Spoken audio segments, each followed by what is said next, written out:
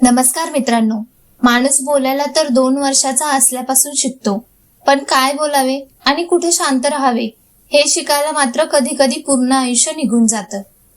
आपण आयुष्यात खूप कष्ट करतो, ज्ञान मिळवतो आणि नाव कमवतो, पण अनेकदा एका चुकीच्या वेळी बोललेला शब्द किंवा अवेळी दाखवलेला राग आपली वर्षानुवर्षाची कमाई आणि नातं मातीत मिळवू शकतो.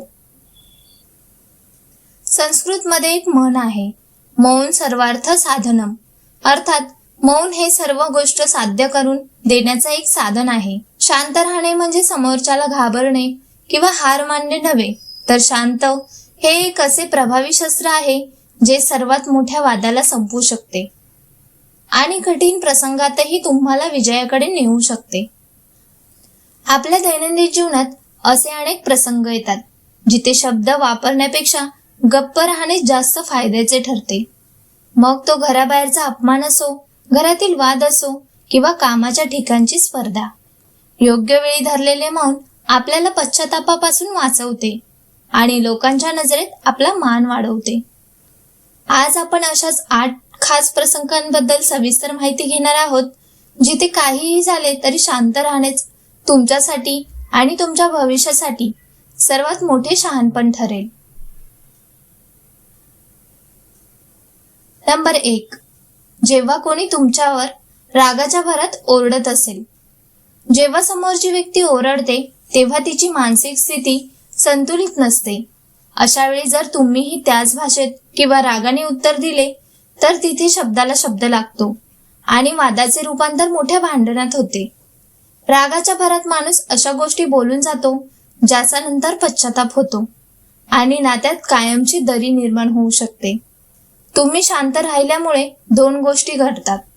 पहिली म्हणजे समोरच्याला भांडण्यासाठी इंधन मिळत नाही.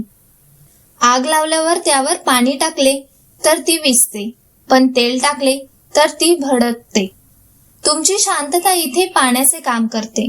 दुसरी गोष्ट, जेव्हा तुम्ही शांतपणे समोरच्याचे ओरडणे ऐकून घेता किंवा दुर्लक्ष करता तेव्हा थोड्या वेळाने त्या व्यक्तीला स्वतःच्या वागण्याची लाज वाटू लागते.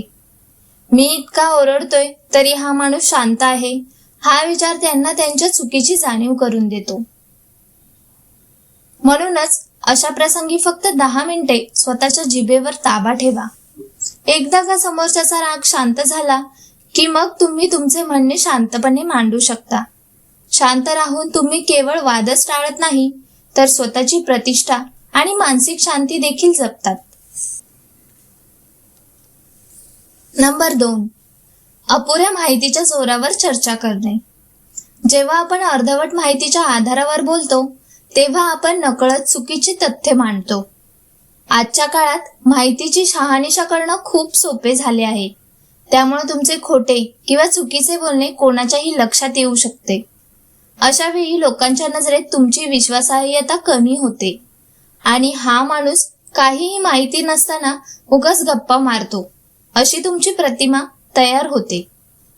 त्याऐवजी जेव्हा एखाद्या विषयाबद्दल तुम्हाला माहिती नसते तेव्हा शांत राहून समोरच्याचे म्हणणे ऐकणे हाच खरा शहाणपणा आहे. शांत राहिल्याने तुमचे 2 फायदे होतात. पहिलं म्हणजे तुम्ही चुकीचे बोलून होणारे हसू टाळता आणि दुसरा म्हणजे जे लोक त्या विषयातील तज्ज्ञ आहेत त्यांचे ऐकून तुमच्या ज्ञानात भर पडते. ज्याला आपली मर्यादा माहीत असते तोच खरा ज्ञानी असतो. मला हे माहीत नाही असे म्हणण्यात किंवा गप्प बसण्यात कोणताही लहानपणा नसतो. उलट शांत राहून माहिती मिळवल्यामुळे पुढच्या वेळी जेव्हा तुम्ही त्या विषयावर बोलाल तेव्हा तुमचे शब्द अधिक वजनदार आणि खात्रीशीर वाटतील. थोडक्यात अर्धवट ज्ञानाचे प्रदर्शन करण्यापेक्षा मौन बाळगून माहितीचा साठा करणे कधीही उत्तम. नंबर 3. जेव्हा समोरची व्यक्ती तुमची भावना समजू शकत नसेल. जेव्हा तुम्ही एखाद्याला आपली भावना समजावून सांगण्याचा प्रयत्न करता आणि समोरून प्रतिसाद शून्य किंवा चुकीचा मिळतो तेव्हा तुम्हाला अधिक जास्त मानसिक त्रास होतो. तुम्हाला वाटते की मी इतकं सांगूनही याला कसं कळत नाहीये. अशा प्रसंगी तुम्ही जितके जास्त स्पष्टीकरण द्याल तितकी तुमची किंमत कमी होत जाते. समोरची व्यक्ती तुमच्या शब्दाचा चुकीचा अर्थ लावू शकते किंवा तुमच्या भावनांची थट्टाही करू शकते. अशा वेळी शांत राहणे हाच सर्वात मोठा उपाय आहे.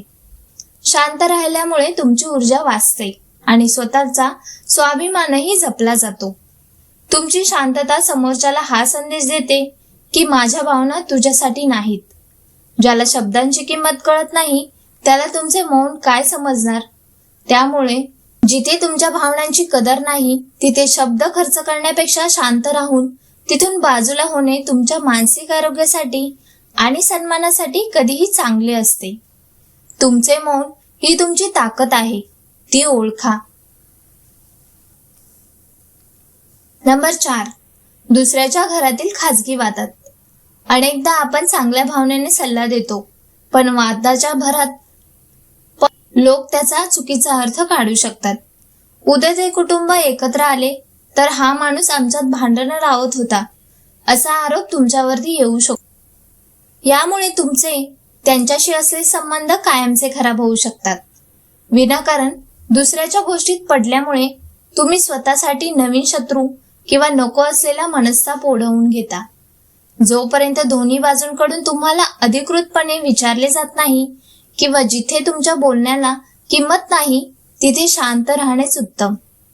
तुमची शांतता तुम्हाला गॉसिप किंवा राजकारणापासून दूर ठेवते.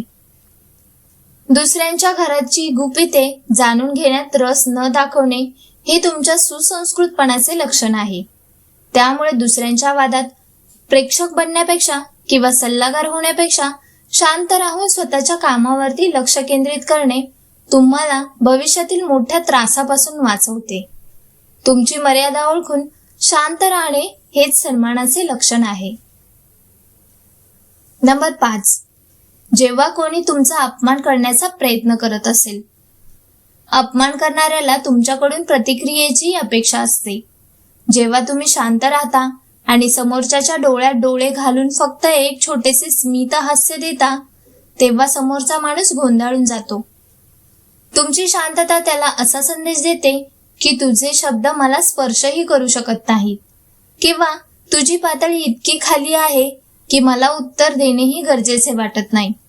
अशा प्रसंगी शांत राहिल्यामुळे तुमचा आत्मविश्वास दिसतो आणि समोरच्याचा कमकुवतपणा उघड होतो. तो व्यक्ती स्वतःच अस्वस्थ होतो कारण त्याला जे साध्य करायचं होतं म्हणजेच तुम्हाला त्रास देणे ते त्याला करता येत नाही. त्यामुळे समाजात तुमची प्रतिमा एक संयमी आणि ताकदवान व्यक्ती म्हणून निर्माण होते. लक्षात ठेवा, प्रत्येक भुंकणाऱ्यावरती दगड मारला तर तुम्ही तुमच्या ध्येयापर्यंत कधीच पोहोचू शकणार नाही. कधी कधी दुर्लक्ष करणे आणि शांत राहणे हेच तुमच्या विजयाचे लक्षण असते. तुमचा संयमच तुमच्या शत्रूला पराभूत करण्यासाठी पुरेसा असतो. नंबर 6, आनंदाच्या भरात मोठे आश्वासन देताना. आनंदाच्या भरात दिलेले शब्द पाळणे नंतर कठीण जाते कारण तेव्हा आपण वास्तवाचा विचार केलेला नसतो. जेव्हा तो आनंदाचा क्षण ओसरतो आणि परिस्थिती सामान्य होते तेव्हा आपल्याला जाणीव होते की आपण दिलेले वचन पूर्ण करणे आपल्या क्षमतेबाहेर आहे. जर तुम्ही दिलेले शब्द पाळू शकला नाही तर लोकांचा तुमच्यावरचा विश्वास उडतो. तुमची प्रतिमा एक फक्त गप्पा मारणारा माणूस अशी होऊ शकते. अशा वेळी शांत राहणे का महत्वाचे आहे? कारण शांत राहिल्यामुळे तुम्ही त्या आनंदाचा मनापासून अनुभव घेऊ शकता. तो क्षण जगणे जास्त गरजेचे असते, त्यावरती भाष्य करणे नाही. मोठे आश्वासन देण्याऐवजी फक्त धन्यवाद म्हणणे किंवा स्मित हास्य करणे पुरेसे असते. लक्षात ठेवा, रागात घेतलेला निर्णय आणि आनंदात दिलेले वचन हे दोन्ही बहुधा चुकीचेच ठरतात. त्यामुळे स्वतःवर ताबा मिळवा, शांत राहा आणि जोपर्यंत तुम्ही पूर्ण विचारांती निर्णय घेत नाही तोपर्यंत कोणालाही कोणताही शब्द देऊ नका. तुमची ही शांतता तुम्हाला भविष्यातील ओझ्यापासून आणि पश्चातापापासून वाचवेल. नंबर 7, जेव्हा तुमच्या शब्दामुळे कोणाचे मन दुखावले जाऊ शकते. बोललेले शब्द आणि धनुष्यातून सुटलेला बाण कधीच मागे घेता येत नाही. तुम्ही नंतर कितीही वेळा सॉरी म्हणालात तरी त्या शब्दांनी झालेली दुखापत समोरच्याच्या मनात कायम राहते. अनेकदा आपण जवळच्या व्यक्तीवर, मित्रमैत्रिणींवर किंवा रक्ताच्या नात्यावर असा काही शब्दांचा प्रहार करतो की वर्षानुवर्षाची कमाई केलेली नाती एका क्षणात मोडली जातात. अशा वेळी 5 मिनिटाचा नियम खूप महत्वाचा ठरतो. जेव्हा तुम्हाला वाटतं की आता तुमचा संयम सुटत आहे आणि तुम्ही काहीतरी वाईट बोलणार आहात, तेव्हा फक्त 5 मिनिटे पूर्णपणे शांत राहा किंवा तिथून बाजूला व्हा. ही 5 मिनिटांची शांतता तुम्हाला परिस्थितीचे गांभीर्य समजून घेण्यास मदत करते. जेव्हा राग शांत होतो तेव्हा आपल्याला जाणीव होते की समोरच्याला दुखावून आपल्याला काहीच साध्य होणार नाही. शांत राहून तुम्ही केवळ एक वाद टाळत नाही, तर तुम्ही समोरच्या व्यक्तीचा सन्मान आणि तुमचे नाते सुरक्षित ठेवता. लक्षात ठेवा, मौन हे शब्दांपेक्षा जास्त शक्तिशाली असते, विशेषतः जेव्हा शब्द नाते तोडण्याचे काम करत असतात.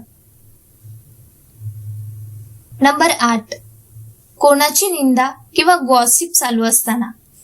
गॉसिप किंवा निंदा करणे ही एक अशी गोष्ट आहे जी क्षणभर मजा देत असली तरी दीर्घकाळात तुमचे नुकसान करते.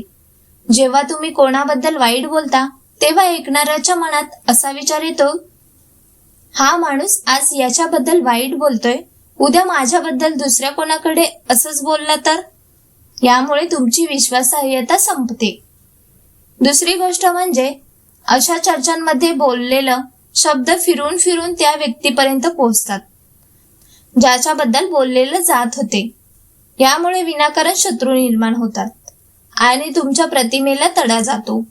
निंदा करणाऱ्या गराड्यात शांत राहून तुम्ही हे दाखवून देता की तुमची पातळी ही क्षुल्लक गोष्टीपेक्षा मोठी आहे. अशा वेळी शांत राहिल्याने किंवा चर्चेचा विषय बदलल्याने लोकांच्या नजरेत तुमचा आदर वाढतो. लोक तुम्हाला एक सुरक्षित आणि समजूतदार व्यक्ती म्हणून पाहू लागतात, ज्याच्याकडे कोणाचेही गुपित किंवा चरित्र सुरक्षित राहू शकते. लक्षात ठेवा, जो दुसऱ्याची निंदा तुमच्या समोर करतो तो तुमची निंदा जगासमोर नक्कीच करणार. त्यामुळे अशा चर्चेत मौन बाळगणे हेच सर्वात मोठे शहाणपण आहे. तुमची ही शांतता तुम्हाला भविष्यातील राजकारणापासून आणि वादांपासून दूर ठेवते. तर मित्रांनो, आज आपण पाहिले की आयुष्यात बोलण्यापेक्षा शांत राहणे किती जास्त ताकदवान असू शकते. बोलून तर कोणीही भांडण वाढू शकतं, पण शांत राहून जो परिस्थिती हाताळतो तो खरा बाजीगर असतो. लक्षात ठेवा, आपली जीभ ही एक अशी तलवार आहे जी म्यानामध्ये असेल तर तिची किंमत असते. विनाकारण चालवलेली तलवार फक्त जखमा देते, पण योग्य वेळी धरलेले मौन तुमचं आयुष्य आणि नाती दोन्ही वाचू शकतं. जग आपल्याला आपल्या बोलण्यावरून ओळखत असेल तरी लोक आपला आदर आपल्या संयमावरून करत असतात. आज आपण जे प्रसंग पाहितले त्यापैकी कोणत्याही एक प्रसंगी जर तुम्ही स्वतःला शांत ठेवायला शिकलात तर समजून जा की तुम्ही यशाच्या दिशेने एक पाऊल पुढे टाकत आहात. शांत राहणे ही हार नाही, तर ती स्वतःवरती मिळवलेली सर्वात मोठी जीत आहे. जर ही माहिती तुम्हाला मनापासून पटली असेल तर व्हिडिओला लाईक करा आणि तुमच्या मित्रांना किंवा नातेवाईकांना हा व्हिडिओ नक्की शेअर करा. अशाच साध्या, सोप्या आणि मनाला भिडणाऱ्या माहितीसाठी आपल्या चॅनलला सबस्क्राईब करायला विसरू नका. धन्यवाद.